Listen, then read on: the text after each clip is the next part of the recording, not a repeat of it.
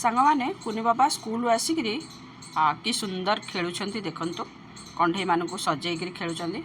आज मु कुनी बाबा गोटे स्पेशल तरकारी करी फुटा तरकारी। आज जेहेतु गुरुवार पूरा साधा खाइबा तो मु कौन कौन रेडी कर चलन देखा। आम बनइबा सांग माने आलू देसी आलू भेंडी बैगणर गोटे फुटा तरकारी बनइबा। मुझे सबू धुआ धुई कर काटिकी रखिदे।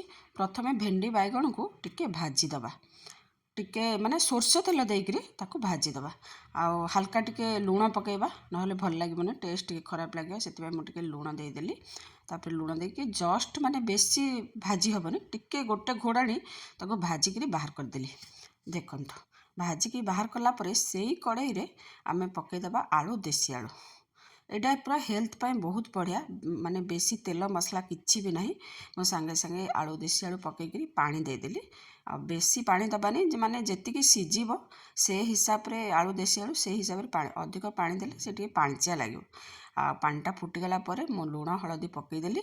देखंतु सिझी गलानी ऑलरेडी, माने बेसी 10 मिनट मैक्सिमम 10 मिनट लगुच। आलू देसी आलू ऑलरेडी सिझीगलानी। तापरे भजा होइतिबा भेंडी बैगण को मुझे पकईदेली। देखंतु केमिति लुजटा तार केमिति लागुच देखंतु। तापरे सबू सिझा सिझी होगला, ऑलरेडी सिझा सिझी होगला। तापरे आमे बाहर करदेबा, गोटे जगह को बाहर करदेली। तापरे आमे कौन करबा, ताकू बघारिबा पाई प्रोसीजर करवा। बघारिबार अच्छी फुटण, सुखिला लंका, हेंगू, टमाटर आउ घरे करथिबा बड़ी। मो टिके बड़ी नहीं जाइए, बड़ी टिके पकेले एक्चुअली टिके भल लगे भेंडी तरकारी।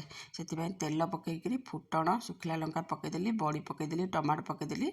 लास्ट टिके माने तेल रे टिके आमे पकईदबा हेंगू। मोटे हेंगू पकई देछि देखंतु। हेंगू पकईदेला परे हमर जो सिझा परिबा अछि सेटा को ताको ढाळीदबा। ढाळीदेला हेला परे घरे करा जाइथिबा टिके मो जीरा गुंड देदेली, टिके भल बास्ना हबो सेति जीरा गुंड पकईकरी लास्ट रे धनिया पत्र टिके मु पकईदेली। आपण मानको मोर एई सिंपल रेसिपी केमती लागिला निश्चिंत कमेंट द्वारा कहबे।